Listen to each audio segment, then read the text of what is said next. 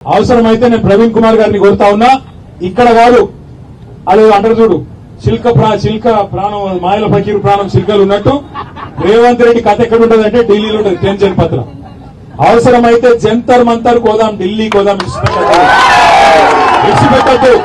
ఏదో ఇందిరా పాలకాడికి వచ్చినాం కదా, వీడికి అయిపోయింది కదా, ఇక చాలు కదా అంటే కాదు. ఖచ్చితంగా జీవో నంబర్ 17 రద్దయ్యేదాకా, రేవంత్ రెడ్డికి బుద్ధి వచ్చేదాకా, వాళ్ళు చెప్పినట్టు ఎస్సీ ఎస్టీ డిక్లరేషన్ లో ఖచ్చితంగా 30% ఎస్సీ ఎస్టీలకు, బీసీ డిక్లరేషన్ లో చెప్పినట్టు 42% బీసీలకు కాంట్రాక్టులు వచ్చేదాకా ఇడిచిపెట్టద్దు. రాహుల్ గాంధీని, మల్లికార్జున్ ఖార్గేని వదిలిపెట్టకుండా పోరాటం చేస్తేనే, చివరిదాకా లక్ష్యం సాధించేదాకా పోరాటం చేస్తేనే అది ధీరోదాత్తుని లక్షణం.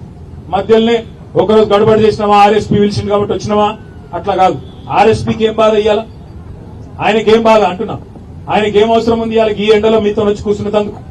మీరు బాగుండాలనే కదా, మీరు బాగుండాలి, మీలాగా ఇంకా వేలాది మంది బాగుపడాలని ఆరాటం తప్ప ఇంకోటి కానే కాదు కదా. అందుకే నేను మిమ్మల్ని ప్రార్థించేది.